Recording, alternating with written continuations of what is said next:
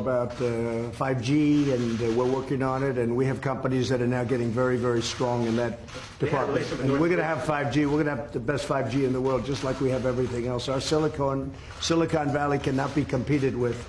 There's nobody that can compete with Silicon Valley for the brain power or for what we do. And nobody was focused on 5G, but now they are. And we have great companies going into 5G, even if they don't want it to. A lot of them were very happy doing what they were doing, but now they're going, at my request, they're going into 5G. So we don't need anything from anybody. Say it. North Korea. What? The Post is reporting about Huawei's relationship with North Korea. Well, we'll have to find out. Our relationship with North Korea has been very good. We've really established a good relationship with Kim Jong-un. I have personally. There's no rocket testing. There's no missile testing. We're getting our remains back. We got our hostages back. And we have a very, very good relationship, the two of us, and that's very important. There's been no nuclear testing. And what they're doing with 5G will be, we'll have to see. I'll find out. This is John Devali from ARY News TV Pakistan. Say it again. Sir, this is John Devali from ARY News TV Pakistan. Lindsey Graham, when he met Imran Khan, he says, you both are kind of same personalities. You are the president who fulfilled all your promises. You I do. Campaign. And the same like Imran Khan, he is also fulfilling all his promises. So how do you see this meeting, like the same kind of person, straight to the point? Well, I think we're going to have a great meeting today. I know that it's an important meeting. I consider this a very important meeting because I think we haven't met the potential of either country. I think the potential with Pakistan and likewise the opposite way. I think we have not even come close to meeting it. There is tremendous potential between our country and Pakistan. I think Pakistan's going to help us out to extricate ourselves. We're like policemen. We're not fighting a war. If we wanted to fight a war in Afghanistan and win it, I could win that war in a week. I just don't want to kill 10 million people. Does that make sense to you? I don't want to kill 10 million people. I have plans on Afghanistan that if I wanted to win that war, Afghanistan would be wiped off the face of the earth. It would be gone. It would be over in literally in 10 days. And I don't want to do that. I don't want to go that route. So we're working with Pakistan and others to extricate ourselves, nor do we want to be policemen, because basically we're policemen right now. And we're not supposed to be policemen. We've been there for 19 years in Afghanistan. It's ridiculous. And I think Pakistan helps us with that. Because we don't want to stay as policemen. But if we wanted to, we could win that war. I have a plan that would win that war in a very short period of time. You understand that better than anybody. We've been in there not fighting to win, just fighting to, they're building gas stations. They're rebuilding schools. The United States, we shouldn't be doing that. That's for them to do. But what we did and what our leadership got us into is ridiculous. But I think we'll have some very good answers on Afghanistan very quickly. Mr. President, Jerry Nadler says the Mueller report lays out evidence of high crimes and misdemeanors. Yeah, go ahead. You go ahead. Go ahead. This is Bhatia from GTV Network Pakistan. Pakistani army has fought war against terror, and it has fought definitely and gave sacrifices in protecting Pakistan-Afghanistan border as well. But Pakistan's sincerity was always doubted. Coalition support fund was suspended by the U.S. Defense Department. So at this time, when Pakistani economy is facing great trouble, are you going to restore any package for Pakistan? So we are going to. That's right. We were paying $1.3 billion to Pakistan as aid, working up for many years. The problem was Pakistan. This is before you. Pakistan was not doing anything for us. They were really, I think, subversive. They were going against us. And this is something we'll be I ended that about a year and a half ago, the $1.3 billion. And I tell you what, to be honest, I think we have a better relationship with Pakistan right now than we did when we were paying that money. But all of that can come back depending on what we work out. We're working out things that are very important. We have I consider this very important. We're working out things that are very, very important. And I think at the end of this, at the end of a very short time, we're going to have a very great relationship with Pakistan. And we should. It's a great country. They're great people. I have many friends from Pakistan. Living in New York, I have a lot of Pakistani friends, I will tell you that. And they're great people. Smart, tough. They are tough. There's no question about that. They're like him. They're tough. Question to one question. No, I'm not going to be watching. Probably, maybe I'll see a little bit of it. I'm not going to be watching Mueller because you can't take all those bites out of the apple. We had no collusion, no obstruction. We had no nothing. We had a total no collusion finding. The Democrats were devastated by it. They went crazy. They've gone off the deep end. They're not doing anything. They're not doing health care. They're not doing infrastructure. They're not lowering drug prices. I'm lowering drug prices. First time in 53 years that drug prices went down last year. 53 years. And I'm doing that without the help of Congress, which makes it much tougher to do, because if they worked with us, I could get drug prices down in half. But the Democrats don't seem to care about drug prices. All they care about is a phony investigation where the report was written. It said no collusion. The report was written, and the Attorney General, based on the report, was easily able to find there was no obstruction. There's no nothing. They're wasting their time. And Robert Mueller, I know he's conflicted. There's a lot of conflicts that he's got, including the fact that his best friend is Comey. But he's got conflicts with me, too. He's got big conflicts with me. As you know, he wanted the job of the FBI director. He didn't get it. And we had a business relationship where I said no. And I would say that he wasn't happy. Then all of a sudden he gets this position. But you know what? He still ruled, and I respect him for it.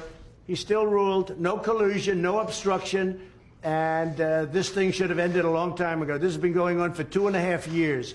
And we're never going to allow this to happen to another president again, because most of them wouldn't be able to take it. On top of everything else, we have the strongest economy. We were just discussing this with the Prime Minister. We have the strongest economy that the United States has ever had. We have the highest stock market yesterday, literally, the highest stock market we've ever had on Friday, Thursday. We've broken the record, I think, 109 times for highest stock market. But on, I believe, Thursday of last week, we hit the all-time highest in the history of our country. Our country is doing phenomenally well. Unemployment is the lowest in 51 years, soon to be the lowest in history, if it keeps going this way in a short period of time. Black, Hispanic, Asian unemployment, the lowest in history. Women, the lowest in 72 years. Nobody has ever done what we've done. Nobody's done in 2.5 years what we've done. The biggest tax cuts in history, the biggest regulation cuts in history, so many things for health care. We got rid of the individual mandate, which was the worst part of Obamacare. And what it's going to end up, if we end up winning the House back, we keep the presidency, we should keep the Senate, we should keep the presidency, I would think easy, when you have the strongest economy in the history of our country, and somebody's going to run against that particular president, even though in this case it's me. In theory, I have a big advantage. I don't know. I'm going to have to ask you. But in theory, I have a big advantage. So a lot of great things are happening. But the Democrats, they don't want to talk about that. They want to stay off the economy subject. And what they're doing is just hearing after hearing after hearing. It's nonsense, okay? They tried an impeachment vote, and they got slaughtered last week. They got absolutely slaughtered. It was the most ridiculous. I didn't even know they were going to do it. And I'll tell you, just in finishing, I have a lot of respect for the Democrats, because most of them voted against impeachment last week. And I have a lot of respect for those Democrats that did that, because they're doing the right thing for the country. No collusion, no obstruction. Okay. Can you say that there's a deal soon? Yeah, we're talking about it. Secretary Mnuchin is talking about it. We're having very good talks with the Speaker of the House, with Nancy Pelosi. We're having very good talks with Chuck Schumer, and of course with Mitch McConnell and Kevin. We are, Kevin McCarthy, we are, I think, doing very well on debt. If you look at debt limit, however you want to define that, but we're doing very well on that. And I think we're doing pretty well on a budget. Very important that we take care of our military. Our military was depleted. And in the last 2.5 years, we've undepleted it, okay, to put it mildly. We have made it stronger than ever before. We need another big year. So we had $700 billion. We had then $716 billion. And this year we're going to be asking for a number slightly larger than that. We're putting our military back into a shape that it's never been in before. The best missiles in the world, the best equipment in the world, the best military equipment of all. We're building submarines, the finest. Nobody can even think about competing with what we're building. We're building, as you know, new submarines. We have a new aircraft carrier coming online. It's the largest ship in the world. It's so large that maybe I could even land a plane on top of it, okay? But it's a big one. President Gerald Ford. It's a phenomenal ship. So what we're doing is incredible things for our country. You know, just about, and I might say this about the military equipment. It's all made in the USA. Everything, 100%. It's all made in the USA, and you know, it's one of the reasons our job numbers probably are so good, lowest unemployment. Yeah. Mr. President, will you be visiting Pakistan as you described Pakistan as a great country? So he will be definitely extending your invitation. So would you be visiting Pakistan? Well, I can't say that yet because so far he has not extended me an invitation. And after today's meeting, maybe he won't, but I have a feeling he might. Yes, I'd love to go to Pakistan. Yes, please. Behzad Salini here from Pakistani news channel Akhtar. Is there any exact date or time frame of U.S. troops withdrawal is under consideration at your administration? Are you talking about from Afghanistan? Yes. Yeah, we have already withdrawn quite a few, and we're doing it very slowly, very safely, and we're working with Pakistan and with, as you know, we're negotiating with the Taliban, and we are doing, I think, very well in that regard. Again, it's something that we could do. We could go one of two ways. We could do a number the likes of which they've never seen before and win it very quickly. I don't want to do that. I don't want to do that because you're talking about millions of people, and I don't want to do that. And we're working with Pakistan on getting a solution.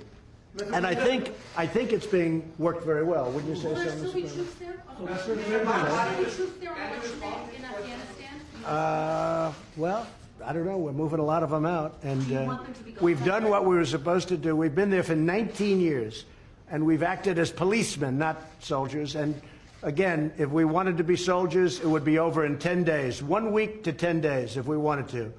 But I have not chosen that. Why would we kill millions of people? It wouldn't be fair.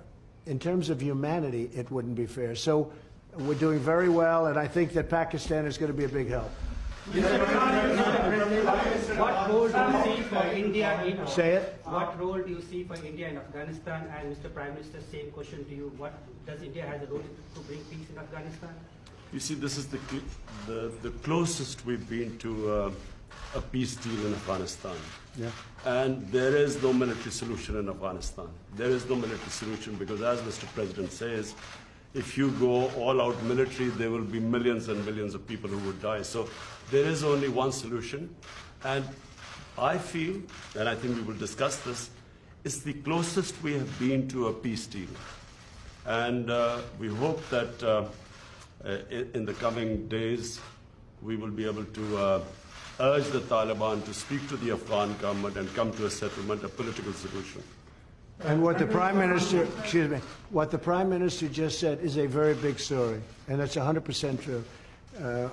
We've made a lot of progress over the last couple of weeks, and Pakistan has helped us with that progress. But a lot of great things are happening. A lot of things are happening for the United States, and I think a lot of great things are going to be happening for Pakistan too, under your leadership. I really feel that. Thank you. Okay. Are we closer to negotiations or to armed conflict? I think Iran doesn't know where they are. I've been watching and reading a lot of reports, and right now they're a very mixed up country. They don't know whether they're coming or going.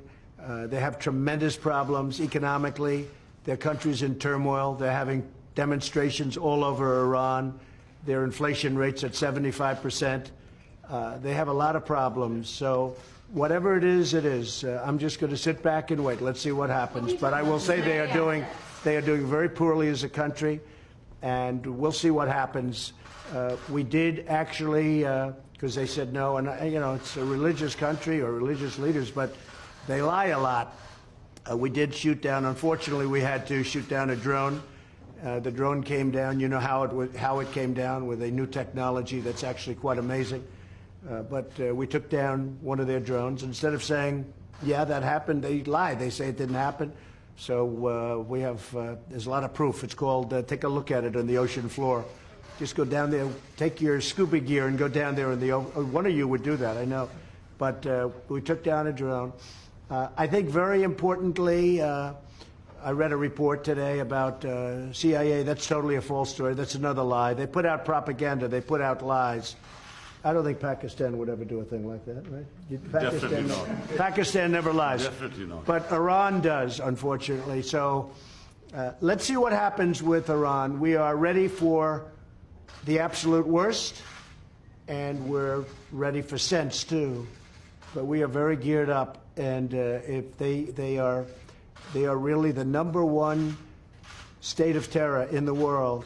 Now, I have to say they've pulled back because their money is running very low. The deal that President Obama made was a disaster because it was such a short term.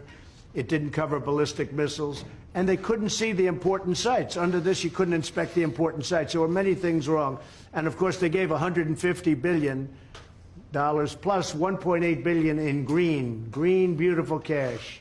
That's called many plane loads of cash. I think Pakistan would like to have some of that cash.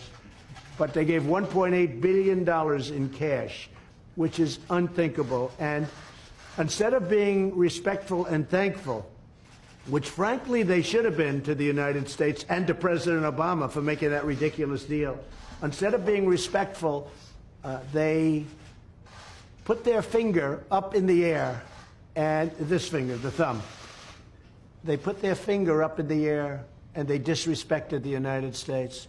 They shouldn't have done that. That was a big mistake. One of the best things I've done is terminate that ridiculous deal. If they want to make a deal, frankly, it's getting harder for me to want to make a deal with Iran because they behave very badly. They're saying bad things, and I'll tell you, it could go either way, very easily, very easily. And I'm okay either way it goes. Mr. Yeah, go ahead. Are you from Pakistan? Yeah, I'm from Pakistan. Good. I want a couple of Pakistani reporters. Yeah. I like them much better than our reporters. Question, 92 News, Khurram Shahzad. Question is, what do you think Pakistan could not deliver in 18 years? And you have so much hope now that it could deliver. What are those things that Pakistan... You mean what they didn't do to end the war? 18 years? Well, I don't think Pakistan... Look, I don't think Pakistan respected the United States. I don't think Pakistan respected its presidents. And I think Pakistan could have done a lot. I think Pakistan can do a tremendous amount with respect to Afghanistan. They didn't do it, and I don't blame them because they were dealing with the wrong president. Who knows? But I think Pakistan could have done. They're helping us a lot now. I think they could have helped us a lot in the past, but it doesn't matter. We have a new leader. He's going to be a great leader of Pakistan. And we have a new leader here, sort of new. I'm 2.5 years now, getting to be 3 years. Can you believe it? You're going to find time flies. But no, I think Pakistan could have done a lot, but they chose not to. And that's because they did not respect U.S. leadership. Well, I'll let you know that very quickly. I'll let you know. I mean, I'm going to know soon. It's not going to be like a long-term thing. I figure things out very quickly. So the question was, that's probably the best question you've asked in a long time. First time, she's always asking Mueller. She's been asking this Mueller thing for 3 years. It's your best question. So I have to focus on that because that's such a great question. I think Pakistan is going to do a lot. I really do. I think Pakistan is going to make a big difference. I think Pakistan will save millions of lives in Afghanistan because I really believe they have a power that other nations don't have with respect to Afghanistan. And I will say, as of this moment, they're working very hard and very nicely. Mr. President, even and video of protesters in Hong Kong and these ongoing protests being beaten by gangs and potentially the Hong Kong and Chinese governments sort of looking the other way and allowing these peaceful protesters to be beaten. Have you seen any of that footage? Have you been briefed on any of that? Well, I have. And, Beijing and China, you know, I know President Xi. We're working on trade deals right now. We'll see what happens. Meantime, they're paying us billions and billions of dollars of tariffs, which is fine with me. But I know that they're working. I know that's a very important situation for President Xi. And, you know, you could say what you said, but you could also say that he has allowed that to go on for a long time, and you know, it's been relatively, I think it's been relatively nonviolent. Do you believe that protesters should be allowed to protest on the streets in Hong Kong as they've been doing? Well, they are. I mean, they are. I don't think China has stopped them. China could stop them if they wanted. I think that, again, I'm not involved in it very much, but I think President Xi of China has acted responsibly, very responsibly. They've been out there protesting for a long time. I've never seen protests like it where you have that many people. It looks like 2 million people. Those are big protests. But I think that I hope that President Xi will do the right thing. But it has been going on a long time. There's no question about Mr. it. President, even your critics. Anybody want to take a question? Imran, Prime Minister again, Dhanavali from Airway News. Over here, first. Mr. Prime Minister, Mr. President made good remarks about Pakistan and said that Pakistan can help a lot to end the violence in Afghanistan. The dialogue process and reconciliation process. So what really Pakistan can do to bring peace, because you're also accompanied by your military commander, General Bajwa, and other security team. So what solution Pakistan, what strategy paper you have to push forward the peace and reconciliation process in Afghanistan and assurances to the U.S. yesterday? Well, number one, this is the longest war that the United States has ever fought. It's almost 19 years. Number two, I'm one of those who always believed that there was no military solution. Because anyone who knows the history of Afghanistan, you just have to look back at the history. There was always going to be a political settlement at the end. And I have to compliment President Trump, because he has now forced people to end the war, to have a settlement. And that's where I think Pakistan is playing a very important role, because Pakistan has a 1,500-mile border with Afghanistan, and all the areas where the trouble is, which is the eastern side of Afghanistan. So this is a critical time. I'm looking forward to my talks with President Trump. We have our military leadership here, because this is obviously a security situation. And what we want is understanding between the two countries. I can assure President Trump that whatever we will be saying will be we will be straight with them. There will never be any question of any doubt on Pakistan's intent, because apart from Afghanistan, the country that wants peace in Afghanistan more than any other country is Pakistan, because we get directly affected by it. And Pakistan needs stability. We have had 15 years of fighting this war on terror, over 70,000 Pakistani casualties, over $150 billion lost to the economy. So we desperately want peace. And I'm happy that President Trump has pushed this forward. So we hope, I'm looking forward to these talks. Prime Minister, can you... Prime Minister, and apart from Afghanistan, there is another security threat in South Asia, and that is Kashmir dispute unresolved even by the United Nations and even by the US, who voted in support of that resolution in the UN. Now, are you going to make any kind of submission and intervention of President Trump? And the same question to Mr. President Trump.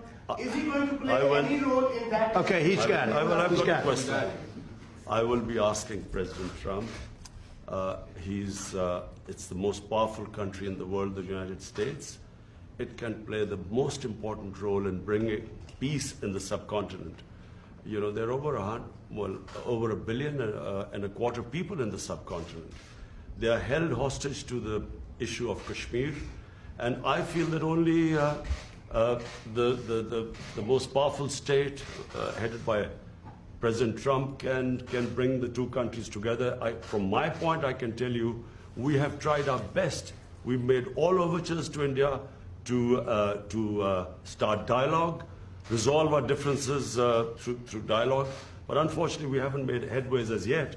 But I'm hoping that President Trump would push this process. So I was with Prime Minister Modi 2 weeks ago, and we talked about this subject. And he actually said, "Would you like to be a mediator or arbitrator?"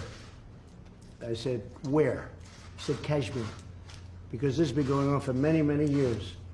I was surprised at how long. It's been going on a long. And 70 years. I think they'd like to see it resolved, and I think you'd like to see it resolved. And if I can help, I would love to be a mediator. It shouldn't be, I mean, it's impossible to believe. Two incredible countries that are very, very smart, with very smart leadership, can't solve a problem like that. But if you would want me to mediate or arbitrate, I would be willing to do that. President, I can tell you that right now, you will have the prayers of over 1 billion people if you can mediate and resolve this issue. It should be resolved. So, but he asked me the same thing, so I think there's something. So maybe we'll speak to him, or I'll speak to him, and we'll see if we can do something. Mr. President, even Because I've heard so much about Kashmir. Yes. Such a beautiful name. It's supposed to be such a beautiful part of the world, but right now there's just bombs all over the place. They say everywhere you go you have bombs, and it's a terrible situation. Been going on for many years. If I can do anything to help that, let me know. Let me give you one thing on Afghanistan as an example. So a lot of you don't know this, but we dropped the largest non-nuclear bomb ever built in history. We dropped it in Afghanistan. We were getting ready to make many of those bombs. This left a hole that was, it took out a lot of the tunnels and everything else, but it left a hole in the earth that looked like the moon. It looked like a crater from the moon, still there. It was, nobody's ever seen anything like it. People heard it 15 miles away. They said, what was that? It shook the earth. Non-nuclear, the largest ever made by far. And they were going to make many of them. And I said, no, we don't have to. I don't want to drop that. I don't want to do that. So many easy solutions. That's actually the easy solution. And they'd come in and they'd say, let's have peace, but you don't have to do that. I think we're going to be very successful without having to go that route. And I have tremendous confidence in the Prime Minister. All right, one or two more. Go ahead. Go ahead, please. Are you going to raise the issue of public treaty with Imran Khan and President you regarding the freedom of the press in Pakistan? There are a lot of curbs on the freedom of press, on the media, on the journalists. Can you comment on that? Go ahead. Pakistan press, to call Pakistan press as if there are curbs on it. Pakistan has one of the freest presses in the world. All you have to do is, since I've been the Prime Minister in the last 10 months, I mean, the criticism I have received from my own press, unprecedented. So to say that there are curbs on Pakistan press is a joke. When you say unprecedented, it can't, wait a minute, wait. There's no way you're treated worse than I am. Mr. Prime Minister, you are fighting, Mr. Prime Minister.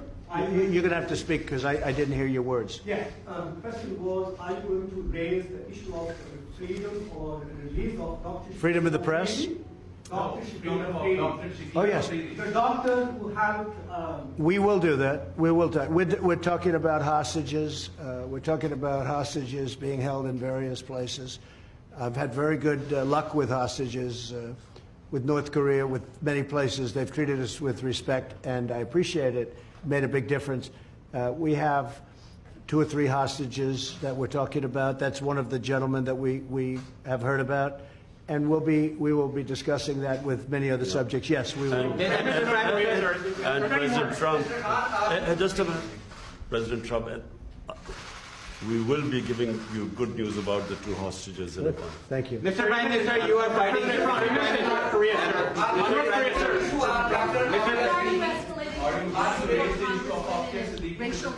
I'll tell it in a second. Go ahead. Ask it again. On your tweets, why are you escalating your feud with the 4 congresswomen and racial tensions instead of... Well, I think they're very bad for our country. I really think they must hate our country. I think the 4 congressmen we're talking about, the congresswomen, what they've said about Israel, what they've said about our country, when they talk about disgusting people, when they talk the way they talk, when the one mentioned that brown people should speak for brown people and Muslim people should speak for Muslim people, and you hear all this, it's not what our country is all about. No, I think they're very bad for our country. I think they're very bad for the Democrat Party. I think you see that, and they're pulling the Democrats way left. Nobody knows how to handle them. I feel they're easy to handle. To me, they're easy to handle because they're just out there. They're very bad for our country, absolutely. No, I don't think, no racial tension. No, there's no racial tension. Look, I had my best numbers recently, and it's because of the economy and what I've done for the African American. When you look at the African Americans are doing better than they've ever done in our country. We're creating numbers. Look at the poverty numbers. Look at so many different, look at the unemployment numbers, the best they've ever had. No, we have fantastic relationships with the African American community. I think you'll see that. Certainly you're going to see that in 2020, I believe. Even your critics say that you're going to win the 2020 elections, and you are obviously very confident about that. Same thing with Imran Khan. Sir, you are also having a big war against corruption in Pakistan. So can you just give us a little comment on that? Well, I think he's going to win, and I think what's going to happen, of course, he's got a little ways to wait. But I'll go over, I'm going to campaign for you. I'm going to help him win this game. Sir, can you, sir, war against corruption, can you please comment on that? Ali Imran, representing Associated Press of Pakistan. Prime Minister Imran Khan has said that Pakistan is looking for trade and economic relationships and investment in Pakistan. Are you willing to do that? Yes. Because many experts say that economic prosperity is the best antidote to extremism and militancy. I agree, and I think that's very true, and it's actually a very good question. The answer is yes. I see great trade with Pakistan, and I'm not talking about a little bit more. I'm talking about we could go 10 and even 20 times what we're doing right now. You know, Pakistan's a big country. It's actually a very big country, and they have tremendous product. They make great product. They make tremendous. I bought from Pakistan over the years when I was in the private sector. They make incredible product. They're brilliant people. They're hardworking people. I think we're going to have a fantastic trade relationship. I don't mean we'll increase it by 20%. I mean, I think we can quadruple it. I think you could go, I mean, literally, it sounds great. You could go 10 times more. You could go 20 times more. Because what we do right now is not much, and we should do a lot. So I think that's going to be, and I also do agree that that has so much to do with great peace. Having a great trading relationship has so much to do with peace and extremism in this case. I think it can have so I expect that we will, within a very short period of time, start having very significant trade with Pakistan. Sure, are there any working level talks with North Korea scheduled at this point since you met with Kim Jong-un? No, we just have a very good relationship, and probably they would like to meet, and we'll see what happens. There was a little correspondence recently, very positive correspondence with North Korea. Between you or Again, there's no nuclear testing, there's no missile testing, there's no nothing. I think we will, at a certain point, when they're ready, we'll be ready. Good question, Mr. President. Good question on India. One question, please. Go ahead. One question, please. They are from Nairobi, Pakistan. Will you raise the voice for Dr. Afia Siddiqui? Well, there'll be things discussed, so that would be for afterwards. We'll discuss things. We'll be discussing it. Mr. President, Pakistan, one of the provinces of Pakistan, Balochistan, where India is sending non-state actors to destabilize and the people from there are going to Europe and other places, and they're getting refuge, getting asylum in India, which is actually an indication that India is helping those non-state actors to infiltrate in Pakistan and to create that. And one of the guys Pakistan is holding, which was leading the network. So, do you think that the U.S. will be playing a role in stopping India to, I think I can very well. I have a very good relationship with Prime Minister Modi, and I think we're going to have a phenomenal relationship with the Prime Minister of Pakistan. I do think that it's a two-way street. You say India is coming in and destabilizing Pakistan, but India is saying that Pakistan's coming in and destabilizing. So there's a lot of room right there where we could meet. I think we could meet. You had a question on Puerto Rico? Right now. One question. Did he step down? Look, he's a terrible governor. I think you have an even worse mayor of San Juan. She's horrible. I think she's horrible. I watched her. My people did nothing but complain about her when we helped them with their hurricane problem. The mayor of San Juan, Puerto Rico, is a horror show. She's incompetent, grossly incompetent. At the same time, the governor's not good. So the United States Congress, you won't believe this. Please close your ears, because this would be, gave Puerto Rico $92 billion last year for hurricane relief. Now, they haven't gotten the money, all of it, but they've got a lot of it, but they're scheduled to get the Congress of the United States handed them $92 billion. And that $92 billion is in the hands of incompetent people and very corrupt people. But the governor has done a terrible job, and the mayor of San Juan she's horrible. I think she's just terrible. She's so bad for her people. And I think the government of the United States, I have to be careful. I'm the best thing that ever happened to Puerto Rico, because we did a great job in Puerto Rico. They don't like to give me the credit for it, but we did a great job. I have many Puerto Rican friends. I have a real understanding of Puerto Rico. I've had jobs in Puerto Rico. I think the most successful, I owned the Miss Universe contests or pageants, and we had them in Puerto Rico twice, and I'll tell you, we had tremendous successes. In fact, they said literally 100%, this never happens, almost, I think it was close to 100, but 100% of the island itself was watching. They liked those pageants. Now, I've had a great relationship with Puerto Rico. I'm the best thing that ever happened to Puerto Rico. But Congress has given them $92 billion. Pakistan would like some of that, right? 92, not 1.3, because Pakistan was getting 1.3.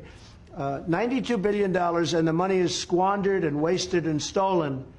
And I'll tell you what, the senators are not happy about it, and Congress is not happy about it, because you really do. You have incompetent, totally, grossly incompetent leadership at the top of Puerto Rico. The people of Puerto Rico are great.